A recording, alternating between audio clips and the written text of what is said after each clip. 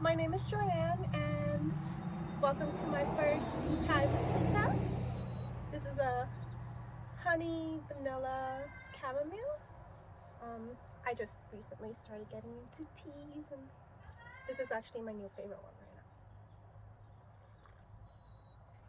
So today I wanted to talk about kind of the stigma about being a flirt and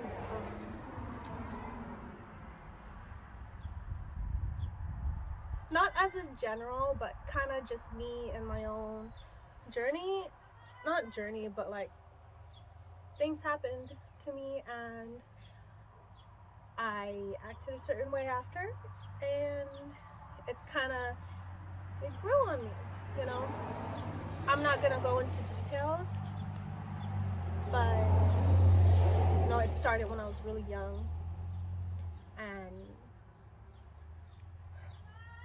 oh my god, this is a lot harder to talk about than I thought it was gonna be, if I'm being completely honest. It's easy for me to type it out because I can just backspace and rethink the things that I'm gonna post.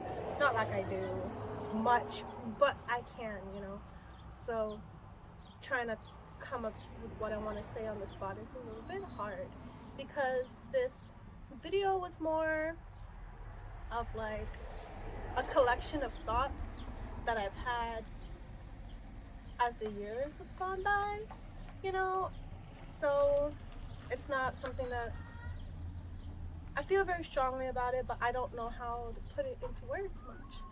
I just feel like I want to talk to somebody.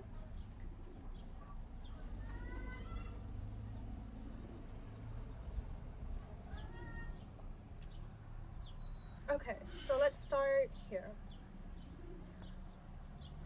It really started when I was about like 5 or 6, I can't really pinpoint the year, but it was really young. Stuff started to happen to me when I was younger, and as a result, I acted a certain way for as long as I can remember, and I preferred certain clothes over modest and regular clothes. Obviously no child should be wearing the things that I wear today, but if you know, you kind of just know what I'm talking about. And when I got with, man, this is a lot harder to find words for than I thought it was going to be. What a bummer.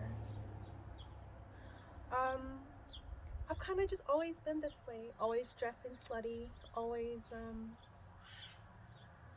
that girl, even when I wasn't doing things out of a result of the things that happened to me, even when I wasn't trauma fucking, I guess is what they call it. I don't know. And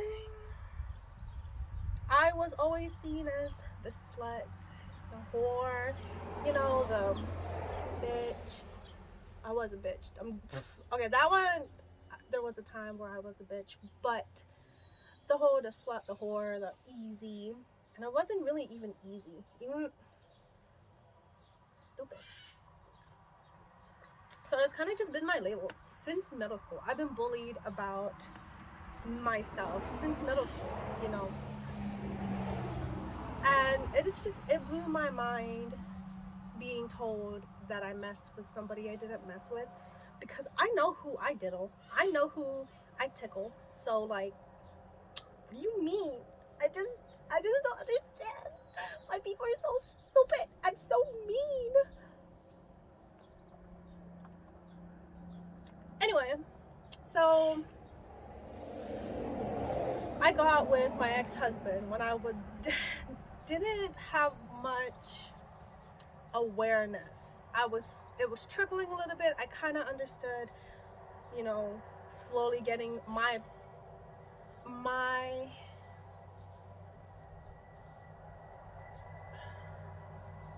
sense of self. You know, I've kind of just been in a daze for as long as I can remember. There's been years of my life that I just don't remember. I don't remember much of anything. You know, it's spotting here, I flicker there, and so there's a lot of my life that I don't remember. But I've always found comfort in nudity, you know, and it's always been weird. In my family, we're all like whores, and we all kind of just say that we are, you know. And I'm not just talking about like my mom and my siblings. I mean, like, my family were whores, but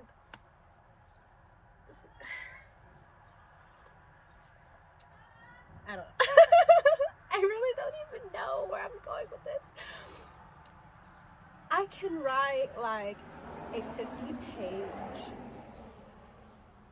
post about how I feel, but trying to talk to you guys through my phone and like this whole thing, it's kind of new.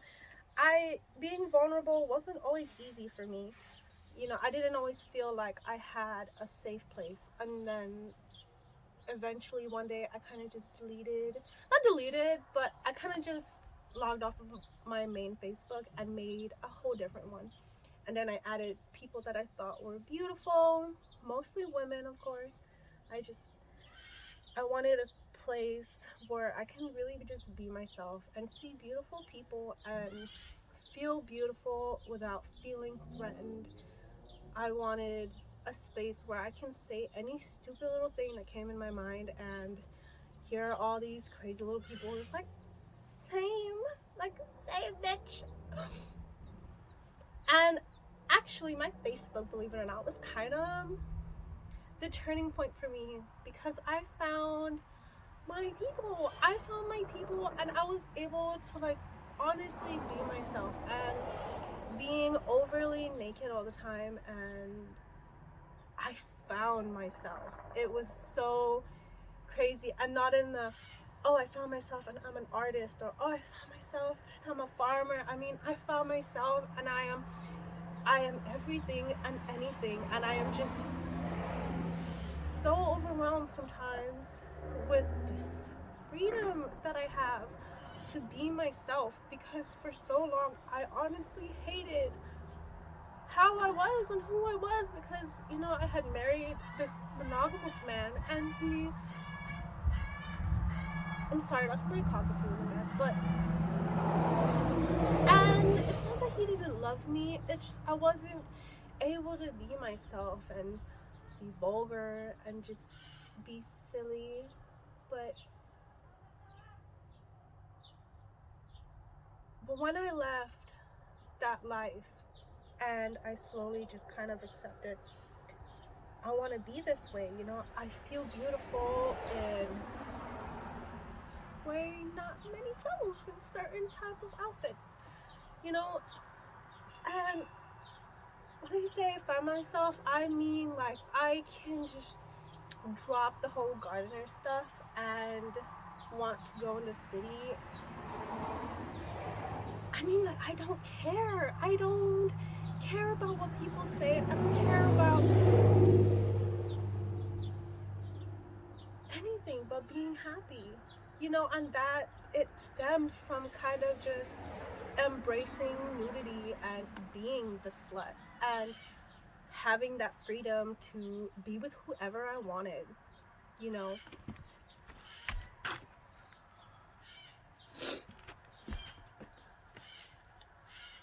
Be with whoever I wanted and be with however many people I want to be with, as long as it was all consensual. Because, you know, there was a time where I did things without consent of my partners, and yes, but it's just what it is.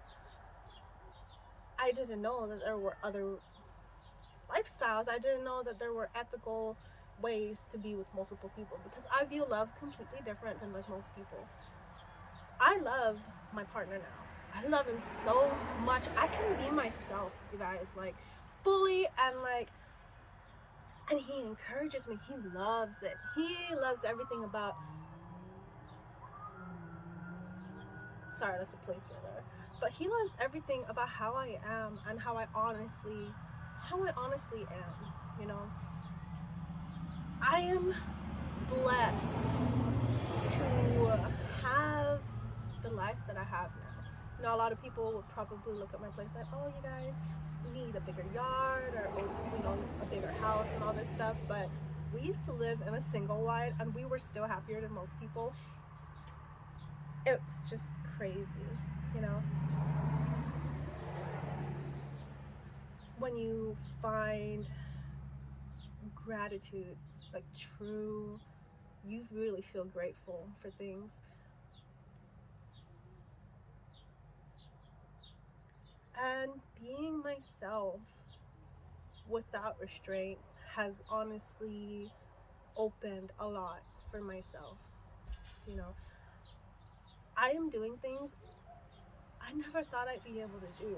Like, okay, so I used to watch Jess from Roots and Refuge Farm a lot when I was in that relationship because I felt like it was crazy. You know, I was in a relationship that everyone thought was so great, and I felt so stifled. I felt like the life that I want and the acceptance that I want wasn't out here for me because I don't know, I just didn't feel like I could really be myself, or not even just be myself, but I felt like I couldn't break free from what people saw me as, you know, lazy and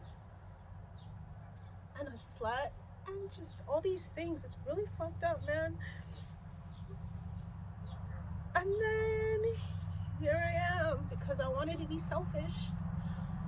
I wanted to leave a great whatever for myself, you know.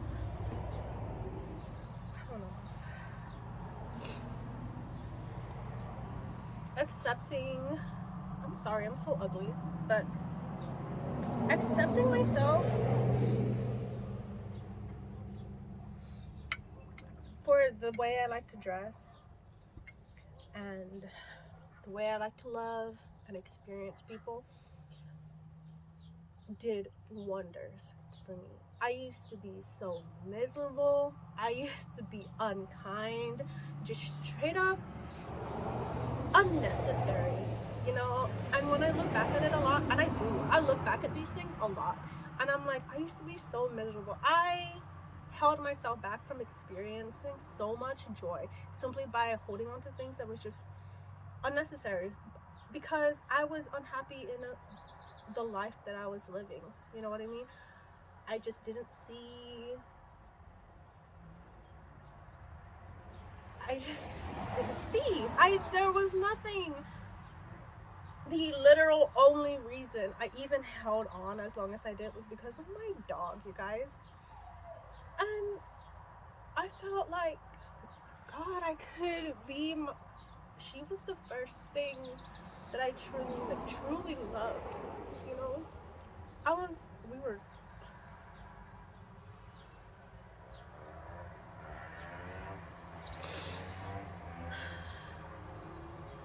You know, and sometimes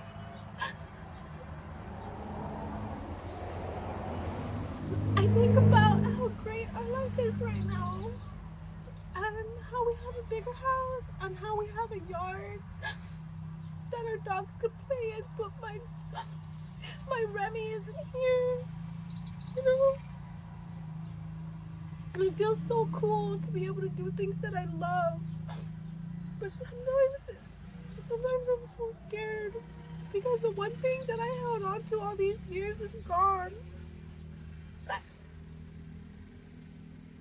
And I know I always post about it on Facebook for this shit, like, I planned everything with that dog. I wanted to give her everything, and now that we have something to give our animals, like, honestly, she's not here.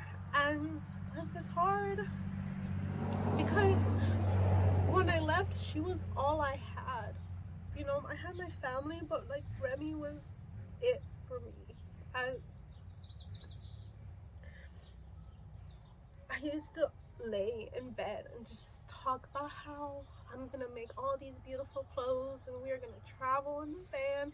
And I know that this is like a tangent, but now that I talked about her, I have to honestly just say that everything I'm doing is because I promised her that I'm going to live a beautiful life for her, you know? I loved her dearly. I found myself with her, you know? I was homeless with that dog. I had some of the most mind-blowing clicks with that dog. Like, this is me, you know?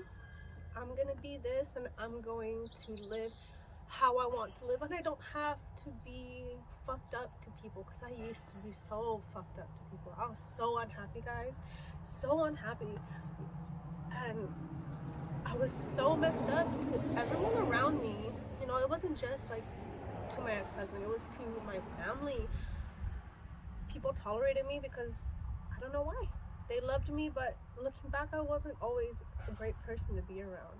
I was fucked up. And just because I felt like I didn't have room to be myself. I didn't have permission to be myself. And then, you know, one day I was like, why can't I?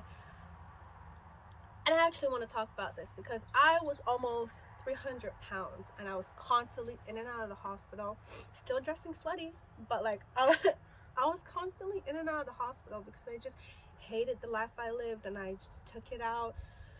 I was eating all the time, you know. And I know this is like, I when I posted it, I said that it was going to be about being a, you know, being a slut and dressing the way I am and how my sexual persona is part of me. But like all of these things, they all connect. So I'm not just talking about me being big and losing weight and stuff. Like when I was like, they're all one story. When I was still married, when I was with my ex, right, it was one of those times where I'm like, oh. So it comes with this painting, which I'm gonna put up somewhere here. One night I was stuffing my face, like, damn, my life sucks. I can't find happiness, even though there's nothing to suck about.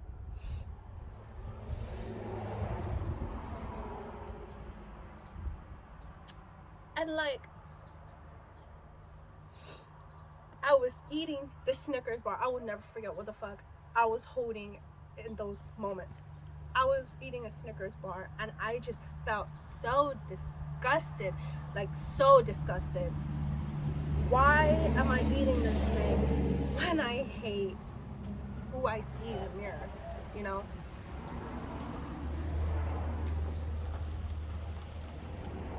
And I didn't hate who I saw in the mirror just because I was bigger. You know, I actually enjoyed being a little thickums, but like I was just not a good person, you know? And I'm just like, why am I eating this? And it's contributing to the hatred of myself. And I threw everything out. I just picked it up, and like, if you've ever watched Fat Girls with Monique in it, like that moment where she was like, fuck all this shit, and I threw it all out. That was exactly what happened to me. I threw it all out. I cried in the shower, and then I came out of the shower and I looked at myself in the mirror, all flabby, and like I was so big and so unhealthy mentally and physically. I was just always in the hospital because of it. And I'm like, why am I doing this to myself? If it's really gonna be like this, why don't I just end it here? It just doesn't make any sense why I was continuing. And then I looked at myself and I remembered this one Aphrodite's sculpture, you know? Like, I'm like, I look just like her. I'm chunky, but like, I'm beautiful, you know? And for some reason, when I said that to myself, it kind of just like, I let everything go. What happened when I was younger, between my friends and my ex and my everything that affected me was just like, you ever let go of a balloon? That's what it felt like. I was like, this is annoying, having to hold this all around all the time. And I was like, and then something clicked. I was like, fuck everybody. Fuck everybody. Fuck you. Fuck your mama. His mama. Not my mama. Everybody. I was just like, oh my God. And then I never stopped wearing slutty clothes since. It is so emotional, but you would be surprised how many people don't give themselves permission. I used to sit there and wait for someone to tell me it was okay to be this and okay to do this and yeah, do that. When I could have just been saying out my whole self, you know? You don't realize these things when you're so stuck in your head in the strut, in the fucking hike of suck. You don't think about these things because you're too busy thinking about what ifs and could have beens and why did this happen to me. You know, I could not believe that I almost let my past determine what the fuck my future was going to be. It blows my mind. I'm over here looking at all of this and planning for more. You know, it's not like, oh, this is enough, this is more. This is more than we had, you know. But I'm planning for more. And I could not have said that before. There was a time in my life where I couldn't see 3 days ahead. I couldn't see tomorrow, you know. The only thing I could see was my dog. There was a time where there was nothing in this world that got me to the next day but my dog. And now everything, all my dogs, my animals, and we have so many animals. And I have a beautiful baby, which if you know what happened to me in high school, you know that I didn't think I was gonna have a kid. You know, there was things that happened and I was told, I didn't think I was gonna have a kid. And so I didn't want one. But then I had one and I want him. I like him. I really love him, you know? And I don't think I could say that if I didn't like who I was, you know? And people were like, oh my goodness, I wish I had your life. And it's nothing. People used to say that to me when I was living in my van, and I had nothing in my van. Nothing. When I say nothing, I didn't even have walls in there. It was just metal, and a fucking mattress and stuff. People were like, oh, I want your life. You're so carefree and all this stuff. And even when I was in the when we were in Spanaway, people were like, oh, I love your life. You know, I wish I was free like you. All we did was get in our car and go somewhere pretty and took some pictures. That's it. Anyone can live it up. It's pretty pictures on the internet, and it's how you view your life, it's the gratitude that you feel in it. You know, it's the permission to yourself to just fucking be. And I hope everyone fucking bees, because fucking shit. And I know I said I was gonna stop cussing, and I probably should, because there's probably gonna be youngins eventually to watch this. Can you imagine? But I don't know, guys. All of this was just, it happened because one day I told myself yes. And I didn't wait for someone else to tell me otherwise. And it was a lot of crying and a lot of ouchie and a lot of, oh my goodness, you know, I want to unalive myself. There was a lot of not so pretties, you know. It wasn't always pretty. It was ugly a lot. I was ugly a lot. You know, there was a time where I just couldn't. I didn't like to feel anything. I didn't like to nothing. Now I'm over here listening to these birds chirp and stuff. And you know, they're eating my seeds over there. And guess what? I don't care. I just plant more. Or go and buy starts that can withstand a little bit of pecking.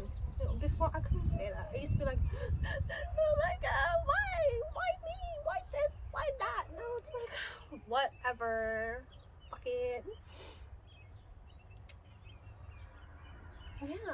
and now I don't mind being this slut. I love it. I love it so much, and I hope to be in crop tops and peekaboobs till I'm old and dying. You know, I actually wanted to wear like this, my old ass green skirt. That's what I wanted to wear, and just be like, oh, so boho, and oh, so pretty, and all this and all that. And then I was like, I couldn't find it. I'm being honest, I couldn't find it, so I just did booty shorts, letting my titties hang out. Thank you guys for listening to me cry and talk about things that don't seem like they connect, but they all connect. All of that is just how it is. It's how I found myself. I just simply gave myself permission. There's no secret formula. It's just one day you're just gonna say yes.